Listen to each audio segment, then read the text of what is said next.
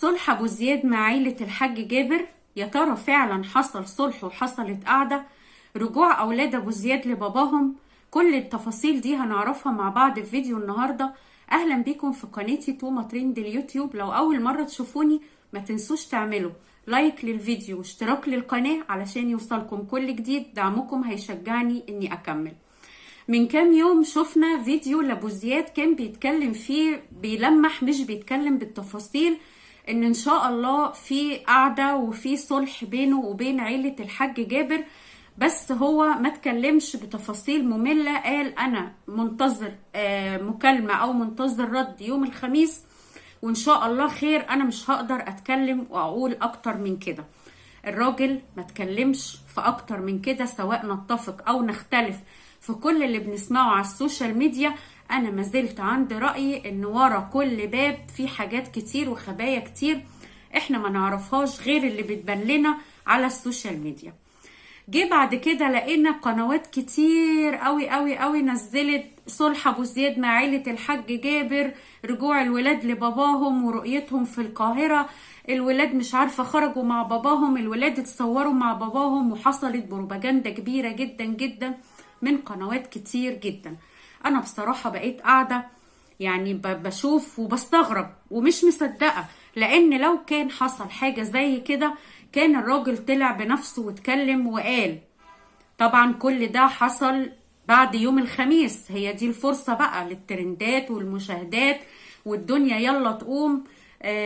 حدث كبير ان ابو زياد اتصالح مع عيلة الحاج جابر بعد خلافات كتيرة جدا كلنا سمعنا عنها. انا مش عايزة ادخل في تفاصيلها. لقينا امبارح ابو زياد عامل بث مباشر وبيقول يا جماعة انا ما حصلش اي حاجة من اللي نازلة على اليوتيوب دي. انا كل اللي حصل مكالمة حصلت من استاذ شريف لمحمود جابر الابن الاكبر للحاج جابر اللي هو صاحب قناة يوميات محمود وسحر، وكان رد محمود ادوني فرصة يومين 3 اتكلم مع الحاج جابر وهرد عليكم. الاستاذ شريف قال له حق ابو زياد انه يشوف ولاده، قال له طبعا حقه بس اديني مهلة كام يوم اتكلم مع الحاج وهرد عليكم. وقال انه كل اللي حصل وفرق معاه جدا وفرح بيه جدا انه كلم ريماس بنته فقط لا غير، ولا كلم زياد ولا كلم نيرة ولا كلم يوسف. فليه الاحداث اللي بتحصل وابو زياد قال وابو زياد عمل وابو زياد شاف ولاده وابو زياد اصطلح مع عيلة الحاج جابر؟ يا جماعة ممكن تتكلموا كلام زي ده والعيلة فعلا تصدق ان هو السبب في البروباجندا دي فيحصل تاتش تاني، وبدل ما الراجل يشوف ولاده الموضوع يتعقد تاني. بصرف النظر بقى، انا هعيدها للمرة الثالثة او الرابعة، نتفق او نختلف، هو غلطان هم غلطانين، مش قصتنا وملناش دعوة.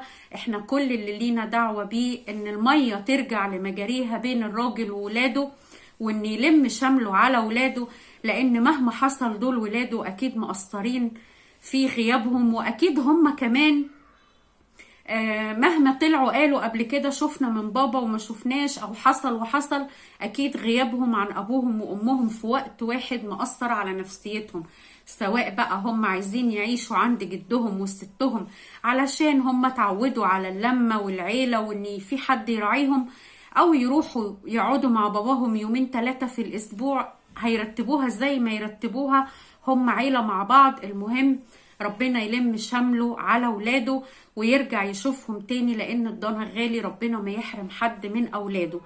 اما بالنسبة لحتة جواز ابو زياد اللي الناس كلها اتكلمت فيها ونزلت صور وصور ذهب وباترين الذهب، الراجل قال انا ايوه هتجوز ان شاء الله مفيش محالة، بس الاهم بالنسبة لي دلوقتي هم ولادي. الجواز مسيره هيجي بس في المرتبة الاولى واولوياتي هم ان ترجع صلتي بولادي تاني. لكن ولا حدد ميعاد جواز ولا كشف عن مكان العروسة او شخصيتها ولا اتكلم في المواضيع دي. يا ريت يبقى عندنا حتة كده من المصداقية في الكلام اللي بنقوله عن لسان غيرنا، لانه ممكن يسبب مشاكل. مش واثقين من الكلام نقول احتمال يعني، لكن ما نديش حقيقة مؤكدة عن لسان حد واحنا ما نعرفش. ربنا يصلح الحل الجميع ويلم شمله على اولاده ويهدي سره مع اولاده وترجع الدنيا تاني زي ما كانت. وده كان الفيديو بتاعنا النهارده. ما تنسوش تعملوا لايك للفيديو واشتراك للقناه، دعمكم هيشجعني اني اكمل. واستنوني في فيديو جديد مع توما ترند اليوتيوب.